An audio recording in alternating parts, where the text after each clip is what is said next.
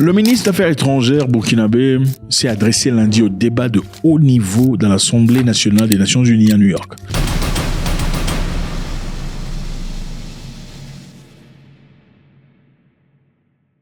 Salut tout le monde, c'est toujours avec beaucoup de plaisir qu'on sent nos amis burkinabés en train de casser la baraque dans tous les domaines. Et aussi merci infiniment à vous de vous joindre à nous dans cette édition. C'est toujours avec beaucoup de plaisir. On a ouvert une nouvelle chaîne, elle s'appelle Mouekassens TV. Mouekassens TV. Je vous encourage d'y aller. Si vous regardez la bande de description, vous trouverez certainement un lien. Cliquez là-dessus et allez-y et vous y abonnez. Sinon, si vous n'arrivez pas, écoutez, écrivez Mouekassens TV. Vous trouverez la chaîne, abonnez-vous s'il vous plaît. Et laissez un commentaire pour pousser la chaîne afin que plusieurs personnes puissent la voir. God bless. Alors, le ministre des Affaires étrangères burkinabé s'est adressé lundi dans un débat de haut niveau à l'Assemblée générale des Nations unies. Président, au prix de réformes stratégiques et visionnaires marquées entre autres par l'augmentation des capacités opérationnelles des troupes, la réorganisation de nos forces combattantes sur le terrain, nous avons démultiplié nos moyens d'action, avec comme effet salvateur une reprise totale en main de la reconquête des zones infestées par ces criminels et leurs alliés. De manière concrète, près de 70% du territoire est désormais sous le contrôle de l'État contre 40% en 2022. Cela a permis la réinstallation des populations déplacées et la réouverture des écoles. Ainsi, en moins de 2 ans, les actions de reconquête ont permis à plus de 700 000 personnes de regagner leur village et à près de 1500 écoles de rouvrir leurs salles de classe, offrant la chance et le bonheur tant espéré par des milliers d'élèves de reprendre le chemin de l'école et de poursuivre leur cursus scolaire. Il dit alors que son pays combat toujours contre le terrorisme dans le nord-est. Il a aussi indiqué que près de 70% des terres ont été récupérés ou du territoire est actuellement contrôlé par le gouvernement burkinabé, contrairement à 40% en 2022 pendant la présence des militaires français. C'est quand même chaud, n'est-ce pas? C'est-à-dire à l'époque, quand il y avait encore des Français sur le territoire burkinabé en train de prétendument combattre les terroristes, ils ne possédaient que 40% du territoire. C'est quand même chaud. La France s'est perçue comme une force internationale. Je me souviens à l'époque, quand on grandissait, on disait que la France était la 4e force mondiale en termes militaires. Je ne sais pas si c'est toujours le cas, mais c'est ça. Quand on a un sérieux problème en tant que pays africain et qu'on a comme allié la France, on a un problème militaire, il ne devrait certainement pas avoir de quoi s'inquiéter si on fait face à certains terroristes très peu équipés. Malheureusement, c'était pas le cas parce que, en finalité, on a découvert que les terroristes étaient super équipés. Ils avaient beaucoup d'éléments essentiels pour mener à bien des combats brutaux et terribles. Ils avaient des éléments aériens, des drones, des renseignements et tout le bazar. Et on se posait des questions très souvent de savoir comment ils faisaient pour avoir ces histoires. Des camions brand new, des Toyota et tout le bazar, des missiles à courte portée. Enfin, on se posait des questions.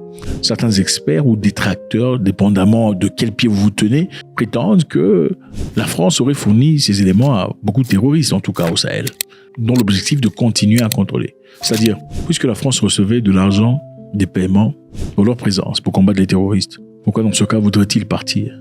Si les paiements sont en termes de millions de dollars ou de millions d'euros mensuels, pourquoi partirait-il? Pourquoi résorberait-il alors ce problème de terrorisme s'ils peuvent continuer de manière chronique à se faire de l'argent? Beaucoup de personnes pensent. C'était complètement incohérent. Mais, à la surprise de tout le monde, les Burkinabés, Nigériens et Maliens ont pris les manettes de leur avenir et ont pris le contrôle. Et voilà, aujourd'hui, ils peuvent aller aux Nations Unies avec tout l'orgueil possible et dire que nous avons récupéré 70% de notre territoire. C'est quand même digne à acclamer. Le ministre des Affaires étrangères Traoré a également dénoncé ce qu'il a qualifié de propagande contre les forces de défense burkinabées. Vous savez, il y a eu des histoires qui ont émergé sur la toile, prétendument avoir l'armée burkinabé fini des populations civiles en masse. Certaines personnes ont dit que c'était complètement inacceptable. Les organisations de droits de l'homme, c'est complètement inadmissible. Et aussi, l'opposition, c'est complètement malade. Il faudrait aller aux élections et tout le bazar. Et que M. Traoré créait des histoires bidons dans l'objectif de rester au pouvoir, comme beaucoup de dictateurs finalement en Afrique. Mais en réalité, certaines personnes pensent aussi que ce sont des histoires qui sont inévitables. Des fois, il y a des gens qui s'opposent au gouvernement, qui sont simplement ou les ennemis de l'État, qui coopèrent avec des terroristes, qui font des choses incroyables, qui ont été sujets à une répercussions solides et chaudes venant du Burkina Faso. Alors, qui dit la vérité? Est-ce M. Traoré en train de jouer à un jeu? Ou bien M. Traoré est en train de faire ce qu'il faut faire correctement? Alors ici, le ministre des Affaires étrangères essaie de dire qu'on essaie de salir la réputation du Burkina Faso. Monsieur le Président, au moment même où nous engrangeons des succès dans notre offensive victorieuse contre les forces obscurantistes, des officines à la réputation et à l'intégrité douteuse se sont curieusement engagées dans une vaste et virulente campagne de dénigrement et de stigmatisation contre nos forces combattantes qu'elles accusent de violer les droits humains sans avoir la moindre preuve à produire. Ces propagandes orchestrées visent en réalité à démoraliser les patriotes burkinabés et à saborder leur combat légitime parce que tout simplement, ces adeptes du chaos n'ont pas encore compris la dynamique en marche au Sahel, c'est-à-dire notre volonté de nous affranchir de toute tutelle et de tout paternalisme. Ok, 2 poids 2 mesures. Évidemment, quand ça se passe quelque part ailleurs, dans un pays qu'on ne cite pas, personne n'en parle. Okay, ce n'est pas un problème. Mais quand c'est au Burkina Faso, là c'est un problème. Quand c'est en Ukraine, qu'on arrête des radios ou des stations télévision qui, d'après eux, font la propagande, c'est tout à fait logique. Quand on ferme les églises orthodoxes parce qu'ils sont pro-russes, entre parenthèses, c'est tout à fait logique. Mais quand au Burkina Faso, on essaie de faire certaines histoires, l'objectif de garder le cap, là, ça pose problème. Mais en tout cas, en réalité, si M. Traoré est coupable d'avoir fait des atrocités, il est alors tout à fait normal que la justice en prenne soin, ou dans le futur. Karamoko Jean-Marie Traoré a déclaré que l'objectif principal de l'Alliance des États du Sahel était de protéger les populations du Sahel qui a souffert de la crise sécuritaire et humanitaire et contre lesquelles les mesures meurtrières ont été délibérément appliquées pour aggraver leur souffrance. C'est vrai, ce sont des populations qui ont souffert, pas seulement venant de l'Europe. Commençons par les Africains. Les Africains à la frontière, leurs frères, entre parenthèses. Voilà pourquoi je ne crois plus en la fraternité africaine. La fraternité se prouve, c'est du n'importe quoi votre base de réflexion. Oh, puisqu'on est noir, on est frère. Je ne suis pas votre frère. Si tu m'appelles mon frère, moi, je te donne un coup au nez, je casse. Je vais payer l'hôpital. Si tu as de la chance. Sinon, je disparais, tu ne me verras pas. Je ne suis pas ton frère, moi. Ta mère me connaît. Je ne connais pas ta mère, moi. La fraternité se prouve. On est frère seulement quand on se soutient dans des difficultés. C'est ça la fraternité. On est frère quand tu passerais à ma maison pour prendre soin de mes enfants en cas de difficulté, si je suis absent. C'est ça la fraternité. C'est pas mon frère. Mon frère quoi? Toi, tu me connais, mon frère. Oui, les Maliens, les Burkinabés et les Nigériens sont des frères. Pas vous. Parce qu'à un moment donné, ces pays de la CEDEAO ont voulu bloquer tout ce qu'il y avait comme nourriture, nutriments, argent, finances, médecine. L'objectif de voir les populations, surtout maliennes, souffrir et s'énerver et se révolter.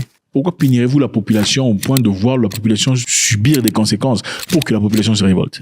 C'est complètement meurtrier, c'est inacceptable. Et on ne compte pas le nombre de gens qui ont perdu leur vie dans cette occasion. Monsieur a aussi réitéré l'accusation du pays contre l'Ukraine en tant que sponsor du terrorisme dans le Sahel.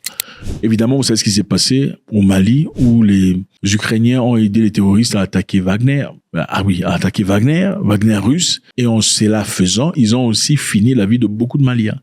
C'est complètement inadmissible que vous quittiez l'Ukraine pour venir faire la débauche meurtrière en Afrique. Il faut garder la guerre entre vous là-bas. Et ensuite, par-dessus le marché, emmener tout le monde, c'est-à-dire des Maliens innocents qui ont perdu la vie dans des bêtises. Et aussi, surtout, avoir le courage, comme le faisait le monsieur ukrainien qui disait « Nous avons donné l'intelligence, nous avons donné les capacités. » Pour finir, des Maliens. The fact that the rebels received the necessary information that allowed them to conduct a successful operation against Russian war criminals, the whole world has already seen this. In principle, this can be commented on. We certainly will not disclose any details, but let's say there will be a continuation. This is sensitive information. Therefore, everything that Ukraine does is happening within the limits and within the framework of international law, taking into account all the necessary procedures. Et pendant ce temps, combien de pays africains ont réagi en révolte par rapport à ce qui s'était fait au Mali? Aucun pays n'a réagi. Comme les Africains sont généralement lâches, écoutez, on le sait. Les Africains sont généralement forts seulement quand il s'agit de détruire un autre Africain. Là, vous êtes très fort. Détruire la réputation de quelqu'un, vous êtes super. Quand il faut discréditer, dégrader une personne qui a réussi dans la vie, dans l'objectif de vous sentir bien dans votre peau, puisque vous n'avez rien foutu. Excellent. Mais quand il faut soutenir un autre Africain pour qu'il aille de là.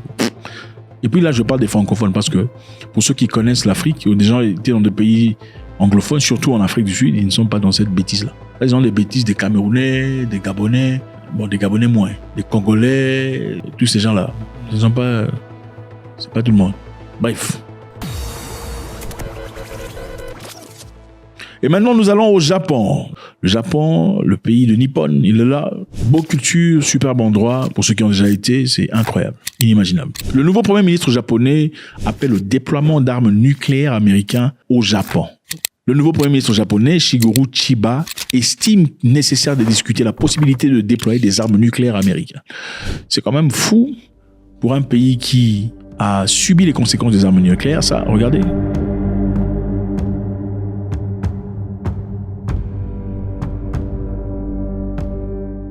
Ça s'est passé chez eux. Par qui?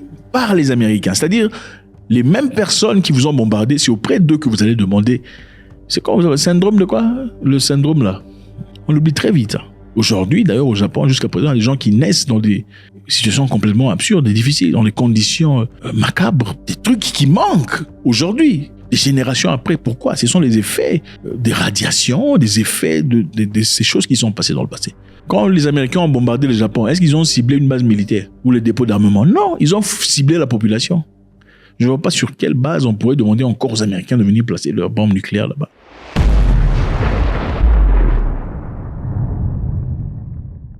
Il est également appelé à la création d'un arsenal nucléaire propre au pays pour renforcer la sécurité nationale. Sécurité nationale.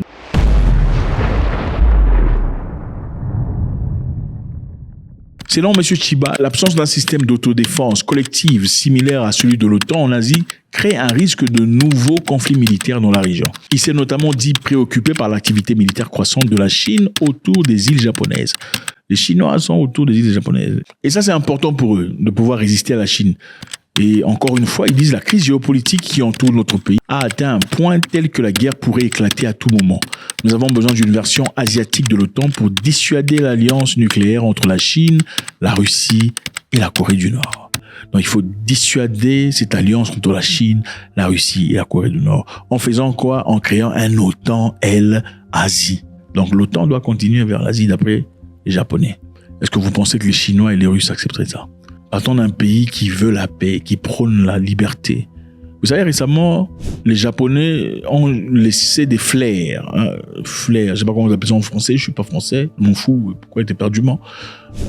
Les flares sont ces choses en anglais qu'on tire. Okay? Je n'ai pas besoin de votre correction, il ne faut pas me corriger, je n'en ai pas besoin. Si vous voulez me corriger, il faut me dire c'est quoi flare dans votre langue maternelle, c'est ça. Vous ne pouvez pas chercher sur Google et pour venir écrire pour paraître intelligent. Cherchez ça dans votre langue maternelle, écrivez, on va voir.